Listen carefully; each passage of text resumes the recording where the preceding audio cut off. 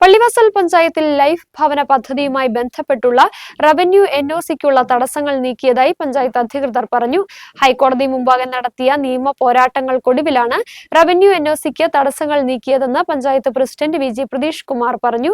ഭൂമിയുള്ള ഭവനരഹിതരായവർക്കും life പദ്ധതി വഴി വീട് ലഭ്യമാകും. തിരഞ്ഞെടുക്കപ്പെട്ടവർ റവന്യൂ എൻഒസിക്ക് അപേക്ഷിക്കുകയും പട്ടയമില്ലാത്തവർ ലാൻഡ് അസൈൻമെന്റ് കമ്മിറ്റിക്ക് കൈവശരേഖയ്ക്കുള്ള അപേക്ഷ സമർപ്പിക്കുകയും വേണം. 2 മാസത്തിനുള്ളിൽ ലൈഫ് ഭവന നിർമ്മാണം ആരംഭിക്കുവാൻ കഴിയുമെന്നും പ്രസിഡന്റ് അറിയിച്ചു. പള്ളിവാസൽ ഗ്രാമപഞ്ചായത്തിൽ 2017 സംസ്ഥാന ഗവൺമെൻറ് ആരംഭിച്ച ലൈഫ് ഭവന പദ്ധതിയുടെ ഭാഗമായി 2020 വരെ ഏതാണ്ട് 82 വീടുകൾ മാത്രമാണ് നൽകിയിട്ടുള്ളത്. ഈ പുതിയ ഭരണസമിതി അധികാരത്തിൽ വന്നു കഴിഞ്ഞപ്പോൾ ലൈഫുമായി ബന്ധപ്പെട്ട് ഭവന സഹായം നൽകുന്നതിന് വേണ്ടി ഏറ്റവും വലിയ പ്രതിസന്ധിയായി വന്നത് റവന്യൂ എൻഒസി ആയിരുന്നു.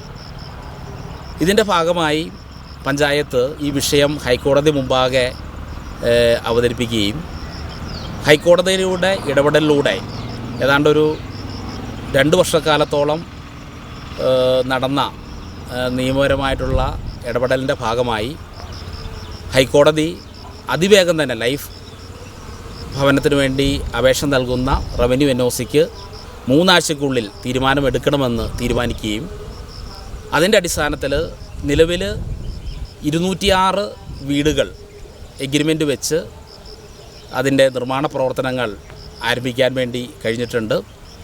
PMAY സ്കീമിൽ 30ഓളം വീടുകളിപ്പോൾ എഗ്രിമെൻ്റ് വെച്ച് അതിൻ്റെ നിർമ്മാണ പ്രവർത്തനങ്ങൾ ആരംഭിച്ചിട്ടുണ്ട്.